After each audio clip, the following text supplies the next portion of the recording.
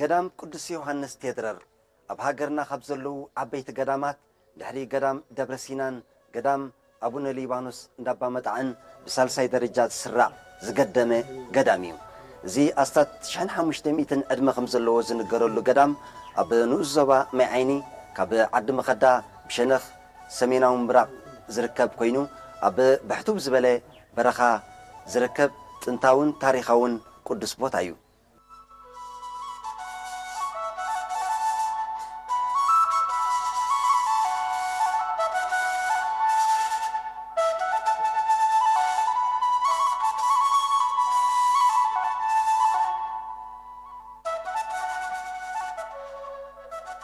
إذا قدامزي أب زمن هاتسي قبر مسكال كم استقدم زنقر أف تاريخن أسرات كوانتلو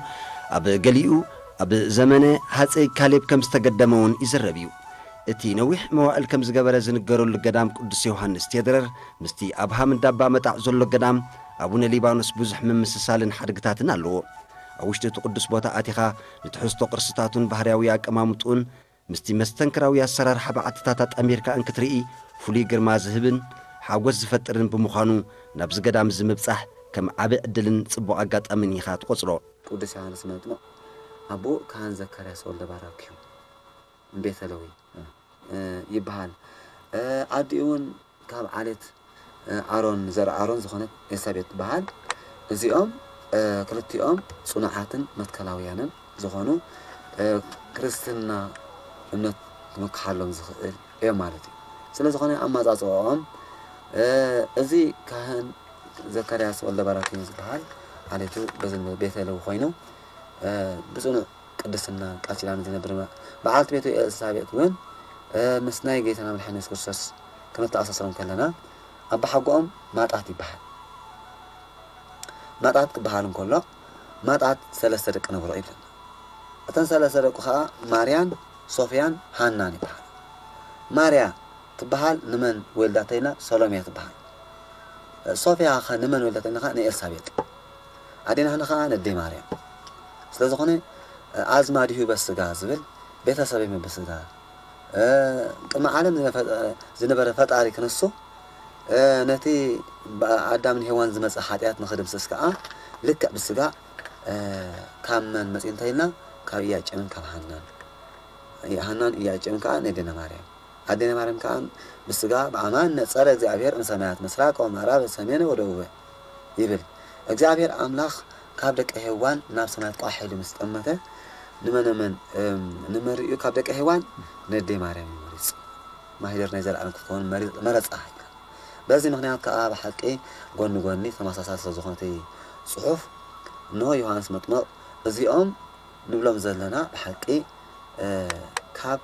عدينا صوفيان عدينا أسابيت كأ ناوي يوحنس مطمئ مسينا لنا يوحنس مطمئ كأب حقي أبونا عديون أبو ودميت عمت عدي قال 9 عمت يوم أما تزوج أتجزتي مخانات كوينهم صناعات كوينهم كحالفو خلوه تهيوت من البعض ولاد كتبنا خلا خايب الميرون نعنا ذا سمر نعنا ذا قلقل زي كونه اسخاط تفكره مملو حلنقو بملو لبنقو أخذ السمر يكون لنا كتبنا خلا فعاد كا خوينا أنت زي حاب كان ناقن ولادنا بحيمانتنا ولادنا يبلغ 5 نفر فلذا خونه بحق ولا بتناي منجستي حارق زي خنصنا خلنا سي بزعبان يدك نسيهم سيهم أبيتن جنناتهم كل نجارم سيهم كزارو خلوا حالا تايبلهم بزعبات جنناتهم قال عزيز كلهم كزارو زلوا يلوم حاله دايرة هاجرنا ولا نازل زبالة خلوا هاي نهجها زيهم كم مالسي كاوس توسعين زيهم بحقي هاي مالنا ولا لنا إذا صناعاتن تصماتن سلوزنا ورد يعبير كأنه زري إخاء كصناع ولا مرحي لعل من قد لعل فتعي ناس أرجع أنا بما يتمقاكم على اللغة بتدح لي كما تصدر له واجب بحاول نفسن كتمقاكمين بس من هناك قال حق تعبيته نسي جالسوا كم نبي خوينه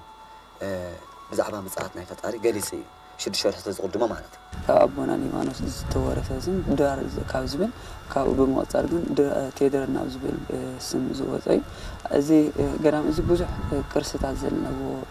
قدامي هذا كافتي بزح قرصة تبعي صبا بزحات ناي قدوسان أبوات بعد تزرك كبرلي بيتي مكاني يروي إذا قدام زيا ካብ ወፃእ መጺኡ ካብ ህርጉዳ ማደር ነይሩ ካብ ህርጉዳ ማደር ናብዛ ጎበዚኣ መጺኡ ኣብዛ መረጋገሪ ዝበሃል ጎበ ካብዚኣ መካነ ሕጂ 7 ፍራጋት ኣውፂኡላ ኣሎ 7 ማይ رأيون ولا شو عتمي هذا صحف معري فلان رأنا هون زيهم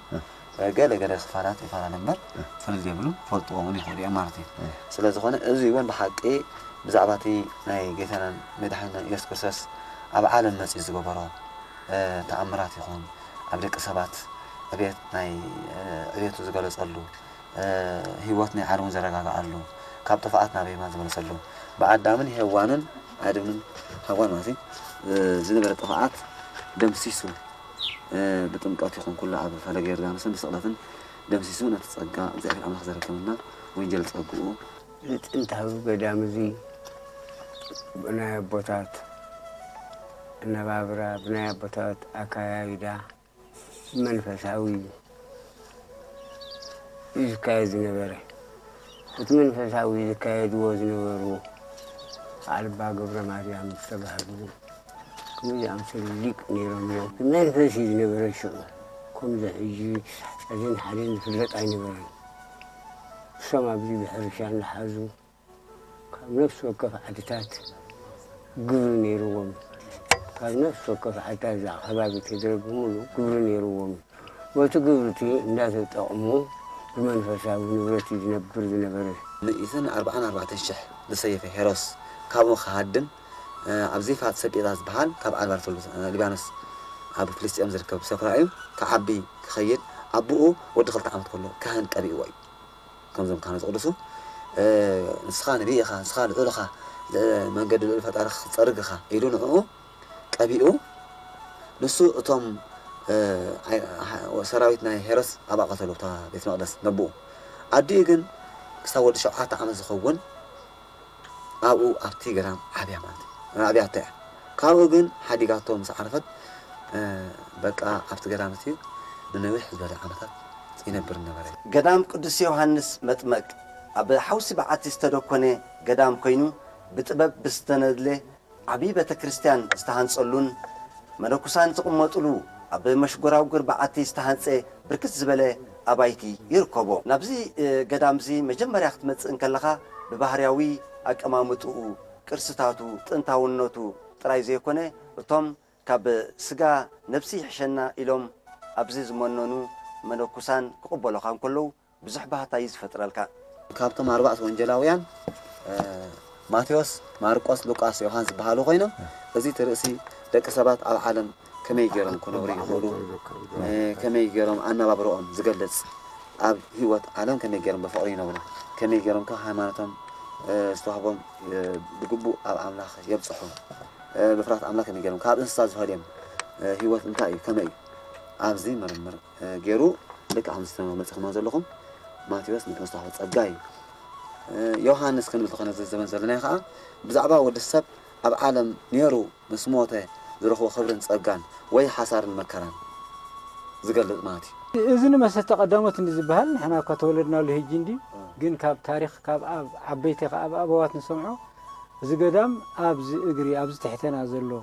أول له هجى قربنا سايز فلت أو نيرو هجي إذا خبابي بملو أبزي نيرو تابوتو كهل بتخسيانات هاي نبرد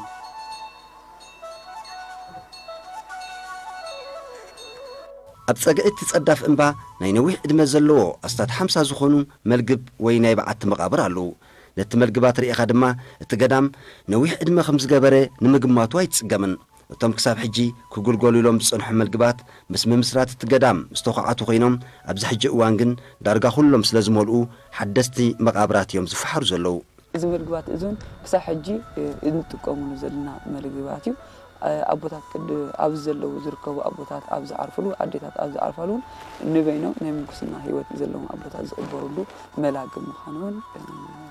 نايز قدام زي أبوتات ينقرنا زي قاقرا ينور زلنا يبوتا أي نورن بوتا لقو بيزولنا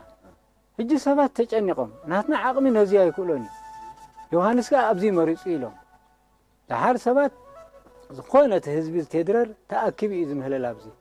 أبزي بمولو بساقلا نرئي زلنا دعرو نيرو مسيب تأكيبهم تمهليلهم دحر كم مبرق መጽيም ዝሉ ተተኩሱ ዝእማን ዚ ኩሉ ተኣልዩ እዛ ቦታ ከፋት ኮይና እጂ ካብተን ተተኩሸን ዝኸዳ ሓንቲ ላብዚ እምኒ ዮሐንስ በኋላ ብትሕተና ንገዳም እንዳንስ ክትከይ ኮለኻ ሓንቲ ቦዝባን ህድድ ትበሃላላ ሳልሰይቲ ኣብ ሓዳስ ኣብዛ ጎቦ ሰንበት ነና ብላዛ ቤተክርስቲያን ትመስል ኣብ እግራላ ደንጎላ ሓርማዝ ሽማ ካብ ህፃውንትና ደንጎላ ሓርማዝ ካብ እንዲያን ዝመፀት ይብልና ንሕና ንሰምዕ እዛ ቦዝላ በዚ ህድድ ትበሃልካ እቶም ተቐማጧ ተቃዓድ ነብሪ ንወቕራም ዕጣን ተጨኒ ይብሉ ታእምኒ ካብዚ ምስተኸፍተ ናብዚ ኣምጽኦም ሃኒጾም በሉ ሰለስተ ሽማግለ ነውጽ ኢሎም ዝህዝቢ ተድረር ኣውሒ ጻዕዳን ቀይሕን ይተውሒ ትኦም ሰለስተ ሽማግለ ነዛኦም ሕርክም የብልዋ ጻዕዳ ተኾይና ግደፍዋ ቀያሕ እንተኾይና ትብተኽ በቲኾም ጸሪቦም ሆይ ማርያም እንዳበሉ በዚ ሕልምዚ ደይቦም ናብዚ ሃኒጾም ካልእ ተሰኒዶም ዝርከቡ ልዕሊ 63 ናይ ብራና መጽሓፍትን 47 ንዋየ ቅዱሳንን ኣብዚ ገዳም እዚ ተሰኒዶም ይርከቡ ብፍላይቶም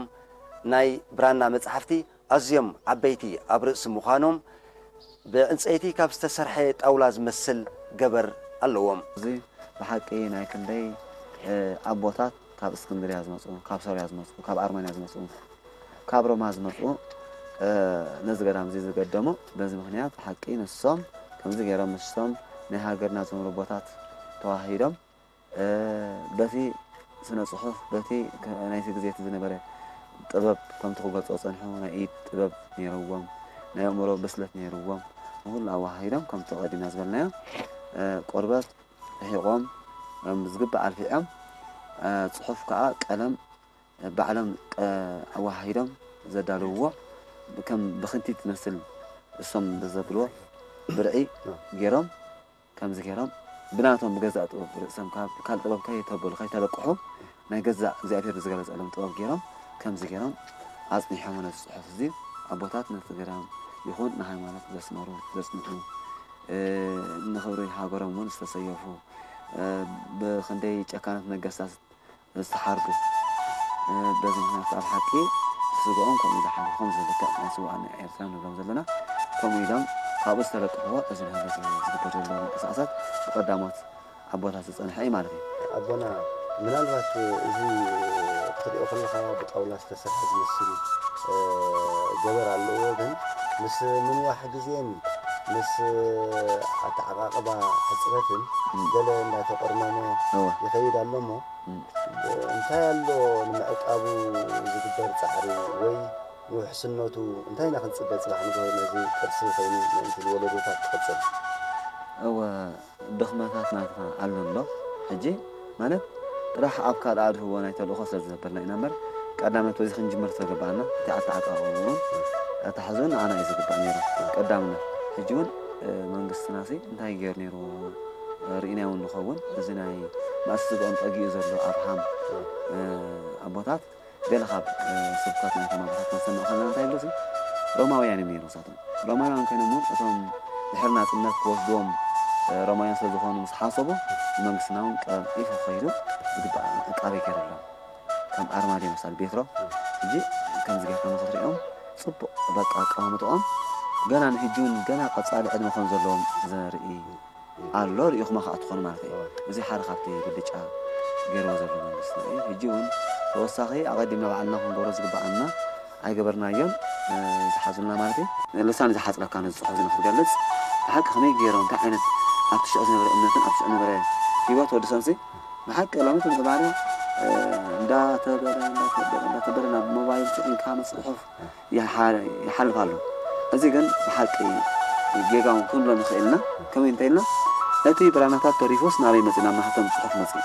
ፅሑፍ ማህተም ተሪፉ ከዓ እናተረፈ ከይድኻ ናብ ሞባይል መፅእ እቲ ሞባይል እውን ብሓደ ሪስክ ፀላእስነ ከጥፍኦ ኽእል ባዕሉ ዘበገሰ ስለ ዝኾነ እዩ ግን ብዛዕባ እቲ ጥንታዊ ኣመፃፅኣን ሒዝኩም ዘለኹም ብሓቂ መስገን ዝግባእ ኣመፃፅኣ ሒዝኩም ስለ ዘለኹም ሕጂ ምልእን ተዓጻጸም ቅጽል ከምዘሎ ኣብቶም ምእመናን ዝርአ ኣብ ተዓቃቅባ ቅርስታት ዘሎ ተገዳስነት ዝናኣድ እኳ እንተኾነ እቲ ገዳም ኣብ በዓቲ ዝተደኮነ ብምዃኑ ሕፅረት ናይ መዕቀቢ ኣባይትን ከፍሕታትን ብዓብኡ ከዓ ብዛዕባ ተዓቃቅባ ቅርስታት ሰፊሕ ኣፍልጦን ትምህርትን ከም ዘድሊ ክርዳእ ስለ ዝኸኣልና ዝምልከቶ ኣካል ጠመተ ክገብረሉ ከም ዝግባእ ከይዘኻኸርና ክንሓልፍ ኣይንደልን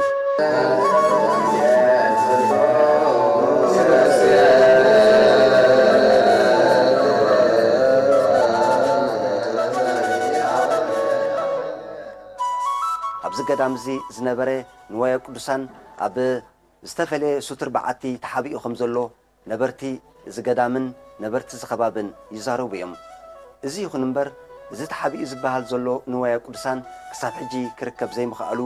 ብዙሕ ዳሃሳስ ዘድልዮ ዕማም ይፅበ ከም ዘሎ ነበርቲ ዝኸባብን ኣገልገልቲ እዚ ገዳምን ብሃንቀውታ ዝፅበይዎ ዘለዉ ዕማሚ ኣብዚ ዝነበረ ዓበይቲ መጻሕፍቲ ይኹን ዋላ ካልእ ታሪክ ዘለዎ ኣብቲ ግዜ ናይ ዓመፅ ዝነበረሉ ኣብቶም ገዛእቲ ሓይልታት ዝተሓብአ ነይሩ ሕጂ ግን እንታይ ይብሉ ውሕዳት ሰባት ይፍለጥዎ ተባሂሉ እቶም ሰባት ከኣኒ መይቶም ሕጂ ተረፍ ኣሎ ዲቶ ምስጢር ኣይተፈልጠን እምበር እዚ ብሓቂ ዓብዪ ዕብየት ዘለዎ መጻሕፍቲ ይኹን መሳቕል ኣብኡ ተቐሚጡሎ ይበሃል ኣብዚ ጎቦታት ተሓቢኡስ ሕጂ እቶም ሰባት ዳርጋ መይቶም ኣለዉ ግን ነጊሮም ይኾኑ እንታይ ይደሊ ሕጂ እዚ ዳህሳስ ዝህልዮ እዚ ዝገዳም ሲ ዕብየቱም ናይ ታሪክ ምተፈልጠ ካልኣይ ነገር ኣብ ኤርትራ ቅድም ሰውራ ብብረት ይነሩ ሕጂ ግን ሰውራ ናይ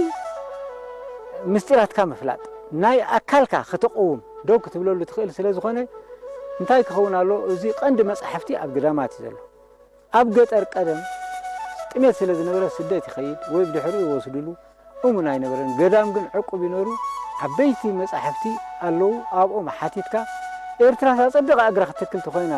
በዚ ዘድሊ ንዓኣስ ገዳማት ክፍተሽ ኣሎ ነፍሲ ወከፍ ገዳም ዓቂቦ ዘሎ ምስጢር ዓይቢ ገለ ዓበይቲ ሰባት ምውካስ ኢና ገለ ንፈልጦም ሰባት ንሶም ግን እሶም ብስምምዕ እቶም ቀዳሞት ኣቦታት ብምኽሪ ዝገበሩ ነገር ስለ ዝኾነ ኣብ ገለ ሰባት ናብ ደቆም ሓሊፉ ዝብል سمع الصم تم فوتو تلون سبعتون بزعبوا يحاولون حضر سائلنا نحن من بعقمنا ولا أي مهر أمبر تاريخ نحنا يحبنا إنه نزي قرصزي بحقي كله من قسنا أبو عينه قال حتى خد براله تحرك هذا كسبات يخد له يأرج له يموت له سبع عدو فلوتي تاريخ زي أرج له يجي انتاك براله كاب هاجر ناب زوبا خاب زوبا ناب زوبا خاب زوبا ناب محدار كباب خاب محدار كباب ناب عدسات نابلكا زخونه مسكرة سب زفوتو كفلت كم زلوه مصنطان غيركا مصنعت غيركا اتهزبي كله كفلت يغبو ازيون زهجي اي ترخبن نبلو زلنا زفوتو وني هلو انا خنغورنا ايدلي نخون منياتو سم زفوتو مستير هلي قل لهم من الله قدنا عملتنا لهم خمن لنا نحنا بعلنا منقسنا نحن هجي كقلت الله قلت هجي ناس إيرترا أبتي بإيرخا خك على حقبه مخنيات كل سب كفلت بزيكازي كابتي قدام نشنخ دوباوي مبرق زركب عبي بعتلو أبتي تقلتل زبالي بعتي بزحات أب أخاوح استوقرو سئلتات دمالو اسكي قدام قدس يوحنس حقيفو خبزلو عبيتي كرستاتن تنتاويان سئلتاتن نخن لاليكم بأبا يوحنس ناتا مرحنا نبتبوتا تمرحكم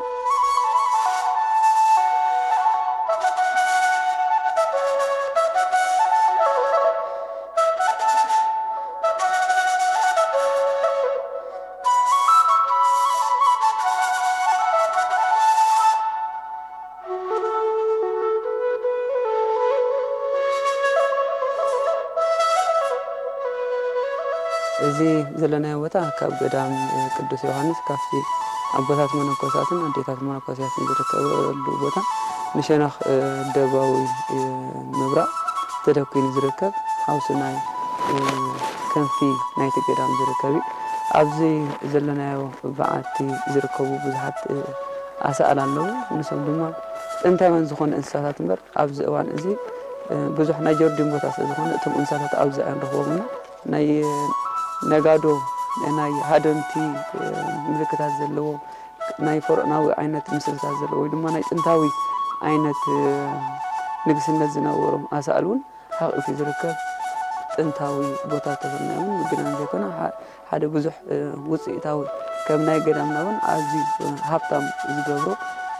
ኣሳእሊና ንምልከቶም ኣዝዩ ኣብ ኣሰካፊ ኣጻደፊ እዩ ዘሎ እግዚኣብሔር ይመስገን ግን ክሳብ ሕጂ ጥንታውነት ሓልዩ ዝነብር እንዳሃሰሰዳ ይኸይድ ኣሎ እምበር ጥንታውነት ሓልዩ ብዙሓት ቅርስታት ዘለውን ከም ዝነበሩን እዚ ቦታታትን ዝነግር ኣሳእልና ዘለና እዚ ቦታ እዚ ከም እንሪኦ ዘለና ሕብርታቱ ቀይሕ ሕብሪ እዩ ኣብዚ እውን ቀይሕ ሕብርታት ዘለዎም ኣኻውሕ ኣለዉ ካብኦም ዝተቐርፁ ኮይኖም ዝርድኡኻ ኣሳእሎምን ኩሎም ቀያሕቲ እዮም ካብ ቀይሕ ዝወፀ ካልእ ሕብሪ የብሎምን እቲ ካብ ኩሉ መሳጢ ዝገብሮ ግን እንታይ ነቲ ኣብቲ ግዜ እቲ ዝነበረ ኩነታት ወይ ድማ ነቲ ኣብቲ ግዜ ዝነበረ ኣቀማምጣ ናይ ሰባትን ሃድንን እንስሳ ዝነበሩ እውን ከመይ ዓይነት ከም ዝነበሩ ርኡይ መረጋገፂ ገይሮም ዝህቡኻ ስለ ዝኾነ ኣዝዮም ጥንታውያን ደስ ዘብሉን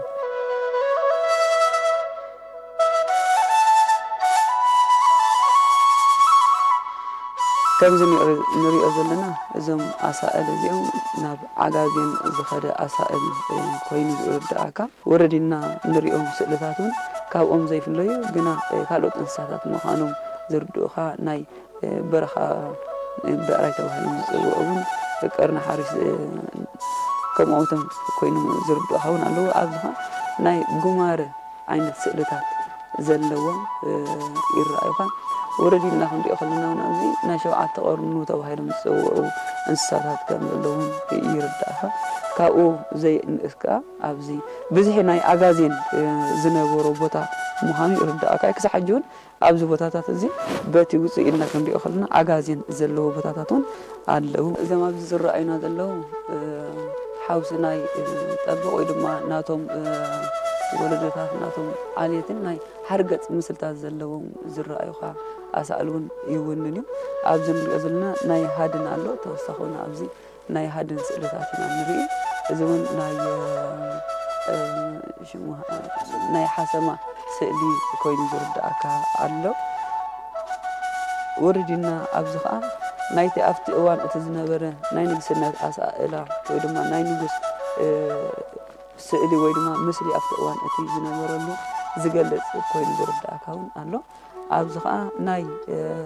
ነብሪ በረኻ ወይ ድማ ነብሪ ጎልጎል ተባሂሉ ዝፅዋዕ ስእሊ ከም ዘለዎ ይርዳእካ እዚ ካብ ኩሉ እዚ ፍልይ ዝብል ግን ናይቲ ኣብቲ እዋን እቲ ዝነበረ ሰንደቕ ኮይኑ ዝርዳእካ ዓይነት ምስሊ እውን ይውንን እዩ ስግጥ ኢና ናብዚ ክንርኢ ከለና ንጹር ስእልታት ኣብዚ ኣለውና ኣብዚ ነብሪ ዝውንኖ ስእሊ ወይ ድማ ናይ ነብሪ ምስሊ ዘለዎ ስእሊ ኣለና ኣብዚ እውን እንዳጎየየ ከም መጥቃዕቲ ብዕራይ በረኻ ንኡ ዝሃድም ዘሎ ዝመስል ስእሊ እውን ይውንን እዩ ማለት እዩ ብላዕሊ እውን ኣሳእል ኣለውና መብዛሕትኦም ናይ በረኻ ብዕራይ ዝመስሉ ኣሳእል እውን ይውንን ማለት እዩ ካብ ኩሉ እዚ ናይ ስክብታ ክንተቐዲና ዝገጥና ተቐላጣይ ዝኾነ ኣዝዩ ነቶም ንሕጂ ንኸይቅፅል ወይ ድማ ንሕጂ ታሪክ ከይህልዎ ዝገብሩ ስክብታታት ግን ኣለዉ ብዘካዚ ካብ ክልት ገዳም ብዙሕ ከይረሓቕካ ኣስክሬናት ዘለዎ ሓያሎ በዓትታት ኣለዉ ብፍላይ ኣብ ገሊኡ በዓትታት ዝርከብ ኣስክሬናት ፍልይ ዝበለ ቅርፅን ኣቀማምጣን ዘለዎ ኣብ ርእሲ ምዃኖም ንቑመኖኦም ርኢኻ ድማ ንኻልእ ምርምር ዘዕድም ኣንፈት ይህቡኻ ኣብዚ ዝረኣየና ዘሎ ስግር ብኣእዳው ዝተኻነው ኳና ዝተሰርሑ ቦታታት ኣለዉ እዚ ከዓ ከም ናይ ገዳም ኣቦታት መነኮሳት ልዕሊ 1500 ዓመት ኣቑፂሩ ተባሂሉ ዝንገረሉ ገዳም ስለ ዝኾነ ኣቦታት ከዓ ኩሉ ግዜ ናይ ውሕትውና እውን ምስጢርን ናይ ውሕትውና ህይወትን ክውንኑ ይደልዩ ስለ ዝነበሩ ውፅኢት ናይቲ ናይ ውሕትውና ናብሮኦምን በዓቶም ገዝኦምን ተባሂሉ ዝፅዋዕ ካልኦት ተወሳኽቲ በዓትታት እውን ኣለዉ ናብዚ ዝረኣየና ዘሎ ክፍሊ በዓቲ እዩ ንሱ ድማ ኣብኡ ሓደ ሬሳ ኣሎ ንምብራቕ ኣቢሉ ዝተቐብረ ኣቦ ከም ዘሎ ብዓይንና ዝረኣናዮ ሰለስተ ክፍልታት ዘለዎ ኮይኑ እቲ ሬሳ እውን ኣብኡ ክሳብ ሕጂ ከም ዘሎ ግና ብዙሓት ናይ እንስሳ ዘገዳም ናይ ጊሔ ናይ ኣህባይ ቦታ ስለ ዝኾነ ግን ካብ ክሳድ ንታሕቲ ዘሎ ኣዕፅምቲ ኩሉ ከም ዝተዘርወ كابسال العلقن نبرع عبينو تقايزو كم زنابر زفلت بوتا زفلت كرسي كم زلوا نريقلو عبنتاوي بوتا نسيو كاله زي بوتا زي كرميزوم تجر تبعي مصوبو كبابي كالوت عايزات كم زنابورو زغلصنا تاريخون አለው ከምቲ አፋታዊ ታሪክ እንሰማው ድማ ካብ ያፊት ሴም ካብ ዝበሃሉ ደቅና ካብ ዝበሃሉ ዓሌት ኣብ ዝበታ እዚ ከም ዝነበሩ እዚ ዝረአየና ዘሎ ኣፍደጋዊ ክልተ ጎቦ ኣፍደጋዊ ቅርጽ ዘለዎ ቦታውን ኣብ ልዕሊኡ ገዛውቲ ከም ዘለዎ ጸላእቲ ከመጽ እንከሎ ብሸነኽ ምዕራብ እንተመጽዮም ማዕጾ አጽዮም ንሸነኽ ምብራቅ ከም ዝመጹ ብምራቅ እንድሕመጽዮም ድማ ማዕጾ አጽዮም ንሸነኽ ምዕራብ ከም ዝኸዱ ዝገልጽ ኣፈ ታሪኽ ዘለዎ ጥንታዊ ኣቃምጣ ከም ዘለዎ ዝሕብር ኣዝዩ ክቡርን ቅዱስን ቦታ ምዃኑ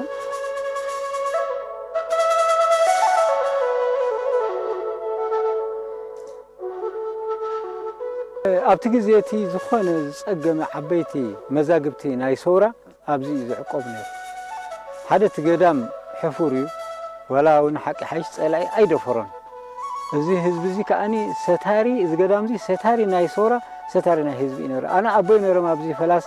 ሓደ ግዜ ኣብዚ መጽእ ነይረ ልክዕ ዝኾነ ሰብ ኣብዚ ይቕምጥ ኣቑሑቱ ዝመጽእ ኣብዚ ይዕቆብ ኣብዚ መጽኡ ከኣኒ ጸሎት ግበሩልና ይብል ኣብዚ ዝተረኽበ ስቃይ ነበረን እምበር እዞም ኣብዚ ነብሩ ክፍልታት ብሓቂ ይዕቁቦም ነይሩ እቲ ሰውራና ሰራውር ነፍስና ዝብል ነይሩ ሓደ መምህር ኣብ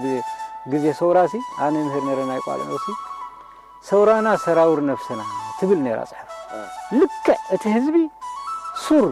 ጅማት ናይ ህዝቢ ስለ ዝኾነ ወዲ ህዝቢ ስለ ዝኾነ ኣቦታቱ ስለ ዝኾኑ ኣብዚ እዚኦም ዞም ገዳሙን ብሓቂ ይዕቁቡ ነይሩ ነቲ መንፈስ ብላዕሊ ከሎ ነቲ ሰውራ ከኣኒ ይዕቅቦ ነይሩ ብዘበን ገድል እንድሕር ኮይኑ እዚ ብዙሕ ተጋድሉ እዩ ካቢ ማዕደጋ ካብ መሕፃ ሕሽኩም እዚ 15 ዓዲ ኣብዚኣ እዮም ተዓቂቦም ኣብዚኣ ተዓቂቦም ኩሉ እንትርፎ ጽቡቕ ክፋእ ይረኣኹም ብዘበን ገድሉ ግን እዞም ኩሎም ጀምሃር ዝብለካ ዘለኹ ኣብዚኣ ነትለይ ይትኽልዋ ኣብዚኣ ይዕርፉ ጽቡቕ ክፉእ ሃይና ዮሃንስ كندي أدحين كندي عقيبه كل الجمهور هذا أدعو كل الجمهور خاصة ما جاء عقيبه إذا حزبي أبدي تقولوا لهم أبدي تعاقبوا إذا من كذي تصبوا هكذا إن عدو خير كال أب هاجرنا تدوكينا زلوا قداماتن أدباراتن أب محدك زبالة بوتا تدوكينا سلزركبا كبيت نايم حبرك طباويت أجمعت اللون نبرتي ويمنكوسان قدام قدس يوحنس نزي أجمزي نمبده زكايدو نايليتن بعتن فحترتر زعابي متفطمي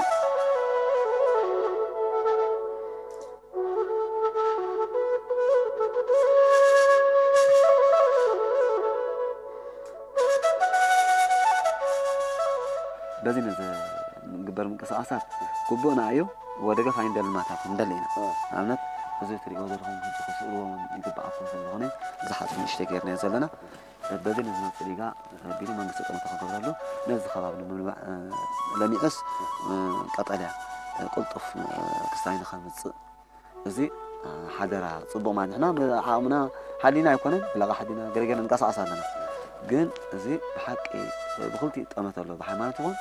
ما نقص قصي تأمت تغير له كله زلع عليه درجة خاص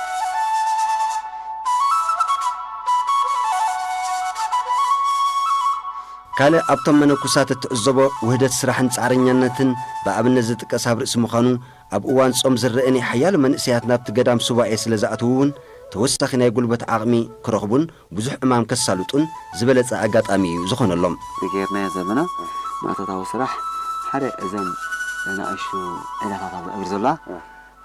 كأني 4-5 عامات استوصلنا معي حزان يرن كاكلت خاصة سبيس حالفاني يرن تفضل أو تلقى كتخنة بحراي جن جل سب قلبات هابزي مسيا ما جهم مسورنا بقدر رح أصبر وتاهم نرجعنا 15 حاصين نخلتين عبدنا كابش أخطأ بيجي لوتي نهلي بمتقنون أنا ستينا نت بابا يبتقرز الله قلت بيستو سلسلة حزان يرن قديما حجي جن بسرعة تساهيشان نعو زق هنسنا ما يسأل كاني بزي حق كمان لنا كم تواصلي أبزا فيك نازل لا سجر ድሪል እውን ኣብ ዝሓለፈ ክረማት ኣውፂና ማለት እዩ ሕጂ ኣብ ኣገልግሎት ንክጅምር ቁሩብ ሕፅረት ማተርያል ስለ ዘለና ጠጠው ኢሉና ኣሎ ባስካ ጌርና ክነልምዖ ድሌት እንተስሆና ኣለና ኣብዚ ብዝኾነ እቲ ህዝቢ እንታይ ይገብር ኣብ ግዜ ክረምቲ ፀሃያይ በርትዕና ኣሎ ምፁና ይብሉ እቶም ህዝቢ ውሕዳት እዮም ከም ትሪእዎም መፂኡ እዚ ህዝቢ እዚ ዝኸባቢ ብምሉኡ ሰብኣይ ሰበይቲ መፂኡ ግራውቶም ይፅሂ ኣብ ግዜ ቀውዒ እውን ይነግርዎ ንዑና የወፈራሉ እንዳ ዮሃንስ የፀዊዖምና ኣሎ ወይ ኢሉ ሰብ ኩሉ የሰማዕ በሪኽ ኮይኑ ስጋዕ ሓሙሳ ሱሳ ኣብዚ መፂኡ ዓፅዶ ግራት መፂኡ ዓፂድ ወዲኡ ዝኸይድ እምበር ብጥራይ ዝምለስ የለን ሶም ከዓ ብዝከኣሎም እንጀራማ ይቕርቡልና ብዝኾነ እቲ ህዝቢ እቲ ቀንዲ እምነት ኣኮም ኢኻ ተኣምነሉ ማለት እዩ ካልእ በብውልቀ መፂኡ ኣብዚ ዝሳለመሎ ዝህበሎ ግን ታብ ሓፈሻ ስጋዕ ሕጂ ዮሃንስ እንድሕር ተባሂሉ ኩሉ ሰብ መፂኡ ይሕግዝ